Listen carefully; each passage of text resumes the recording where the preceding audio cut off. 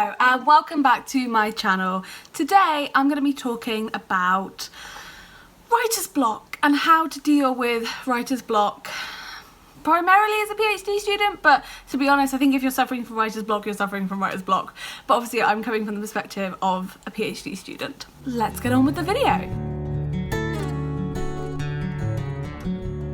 So I suppose the first thing I should say is I am currently suffering with writer's block. I feel like as a PhD student, regardless of what type of PhD you're doing, at some point you're always going to have to do some writing. Whether it's for an article, whether it's on your thesis, whether it's even if you're just writing up your own notes. Writing is a big part of the PhD. It kind of complements research regardless of if you're doing humanities or if you're doing a science-based one. Even more practical PhDs like art ones, I would imagine involve some kind of writing at some point. It is therefore perfectly normal to experience writer's block. And I think that's a thing that needs to be remembered.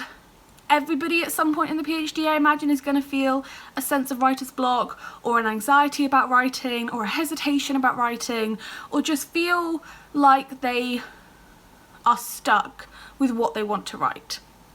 Whether you want to call it writer's block or not, I think it's quite normal to experience a struggle when it comes to writing, even if you are a very confident writer normally, even if you are someone who's written a lot of essays or maybe you've written for other things. I myself have written multiple articles. I used to be a paid blogger for a website, so I wrote articles for them.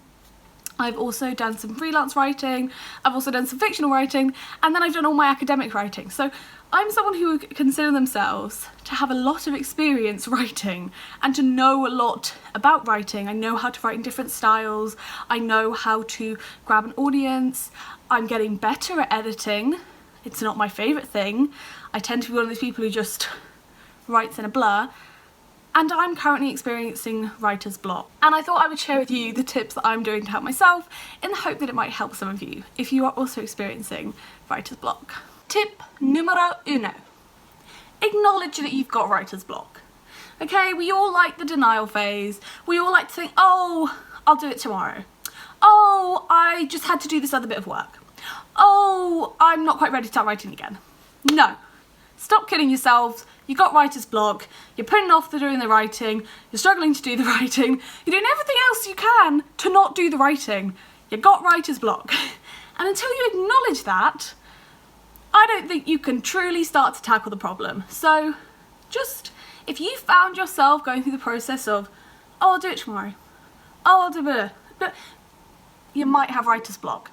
If you've been doing that for a week, like I have, you've probably got writer's block. That's tip one. Acknowledge you've got a problem. And there's no shame in that. Tip two, where are you trying to do this writing? And I ask this because I find changing up my location really helps me get over writer's block. Now, grant you, I don't have as many options as I usually have in the usual grand scheme of things at the moment, but in the UK at least, you can go to cafes, you can find ones in your local area that are following guidelines. There are options there, even if maybe the library isn't open yet. Or maybe you struggle to work at home because you have housemates. Or maybe you just struggle to work at home like me because you get distracted by things and it's too many other stuff to focus your mind on at home. So that's my second tip. Analyse where you're trying to do the writing and maybe acknowledge that you need to change locations and you need to go somewhere that will just feel a bit fresher and will feel rejuvenating. So tip two, change up your location. Tip three, talk to someone about it. If you are struggling to write, and you've been struggling to write for a while, and I'm not necessarily saying talk to someone in the capacity of how can I be a better writer? Talk to someone in the capacity of, I haven't been able to write anything on my PhD for a week, and I don't know why, because I've done all the research, and in theory I should just be able to write it, but every time I go to do it, my brain just goes blank, and I just can't put words on the paper, and I'm just, Talk to someone, be it your supervisor, be it your mentor, be it a fellow PhD student, be it just a friend who has nothing to do with PhD but is someone you can go to and rant to. Get your problem off your chest. I've been talking to people about it. I'm not saying it magically fixes it, but then you're not going to feel that same pressure. You're not going to feel like it's all on you. And especially if you talk to your supervisors about it, they might be able to help you. It's highly likely they've experienced writer's block as well. I mean, they have been in your position. They know what you're going through. And also it just sets expectations for your next supervision meeting. They will know, okay, we know Lucy's been struggling to write this month, and although these were the goals we set last month, maybe, you know, what we're going to get is something different. Because just because you're not able to write doesn't mean you haven't been doing other worthwhile things. So that's step 3. Talk to someone about what you're going through. It's just a general tip, to be honest, in life. If you're going through something, share it with your friends, share it with someone, your family. That's what they're there for, people. Life is about connection. Tip number 4. And this is one I had to, it took a long time for me to reach this place. Everything you write does not have to be perfect. In fact, everything you write doesn't even have to be good. Sometimes you just need to get words on the page. You need to form a basic sentence that gets a basic idea across, because then in a month's time or week's time or even the next day, you can come back to it and think, oh, well, I mean, that's not really how I want to say it, but that's roughly what I want to say. And suddenly you've written more. And suddenly your 200 words from the day before has now become 400 words of quite well-crafted argument. Don't put all this insane pressure on yourself to have everything you write be amazing. Because even at the end of the day, your thesis, and this is something my mentor told me recently, it's gonna have boring bits. That's the reality.